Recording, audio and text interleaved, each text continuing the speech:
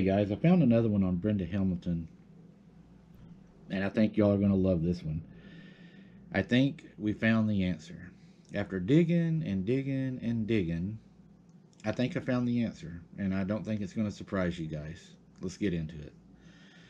It says an elderly North Carolina teacher was attacked and killed by an animal while taking an early morning walk this week. The officials were baffled as what may have attacked a 77-year-old Brenda Hamilton. Investigators with the Beaufort County Sheriff's Office confirmed her death and reported they are still trying to determine what kind of animal was involved in the attack. People started to speculate about a possible werewolf or Bigfoot attack around town. The police department then changed their report again. The department originally said the animal's DNA didn't match any wild animals indigenous to the area, but changed their statement to say while canine DNA was found on Miss Hamilton's clothing, the testing cannot differentiate between wild canines such as a wolf or coyote indigenous to the area and domestic canines that may have attacked the woman. Still, the DNA left behind the creature is still undermined as it does not match bears, alligators, or coyotes. Preliminary DNA testing facilitated by the North County wildlife biologist has eliminated any wild animals indigenous to the area. And that was North Carolina, sorry.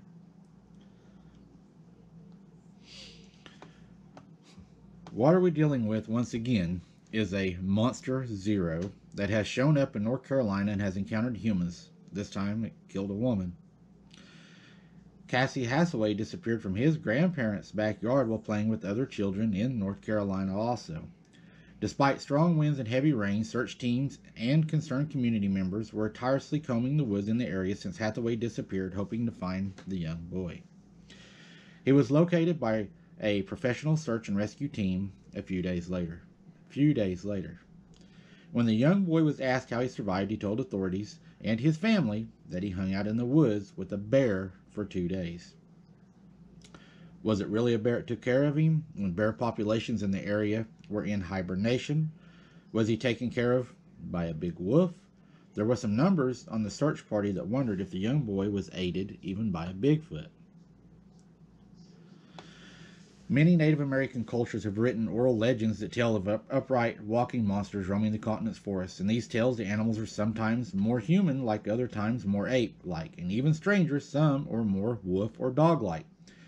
In the mythology, the tribe that once heavily populated the western coast of British Columbia, there is a big hairy female that lives deep in the mountains and the forests. According to the legend, she spends most of her time protecting her children and sleeping. That's why she is rarely seen.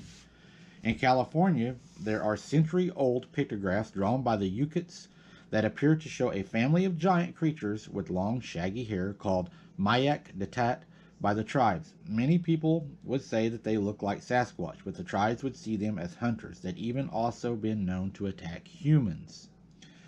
Now, there's something to be confounded evidence as to what to protect Cassie Hathaway, and even more strange is the strange DNA found on Brenda Hamilton.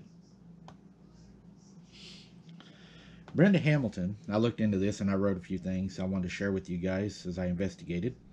Brenda Hamilton first had no DNA on her listed, and then as people started blaming werewolves and Bigfoot, etc., they then announced that there was DNA of an unknown canine found on Miss Hamilton. But canine did not fit the agenda because later it is announced that she was also clawed to death, and canines do not claw their victims to death. They then started saying it could be a cougar, that someone had seen one. Well, again, it does not fit the person reported seeing. And here you go, guys. This is where it's going to get good. A person reported seeing, and this was a family member, we later found out, a large black creature with a long tail. Guess what? Cougars are not black. So then it went to, well, it had to be a panther. Well, the DNR stated that no panthers or coyotes are in the area, and also the DNA of Miss Hamilton was not cat and was unknown canine. Also, the bite marks do not match any known bite marks on record, and some of the bite marks even resembled the bite marks of a shark. It was reported that Miss Hamilton was consumed alive and then changed to she was not. So that got me to thinking, why would they do that? And then it occurred to me, dogs don't like human flesh, and this would not support their agenda. Again, they're changing the narrative to support their agenda. Now here's the part, guys. Here's the answer I think we've all probably been looking for. Now this is what I've been wanting to tell you. There was a person that called 911 several times reporting a werewolf, not only a werewolf, but a bipedal black one in the field by where Miss Hamilton was found. They played it off as a hoax, and it was an act of mistaken identity, is what the police said. This animal was reported 3 days before Miss Hamilton would be attacked and then later die from her injuries. All the experts that they brought in cannot and have not gave definitive answers on the origin of the attacker. They still do not know, and it has been moved from an active case to an open case. I call upon them to close the case and release the findings to her family and to the public for the public safety and to give the family a chance to have closure.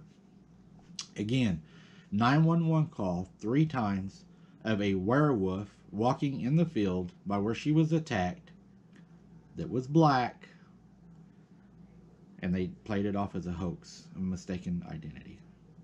There was something there. Miss Hamilton found out, and they know what was there too. I thought this was a very important one, guys, because I found the 911 calls. You got the little boy in North Carolina also that was taken care of by something in the woods. We know it wasn't a bear. They were hibernating.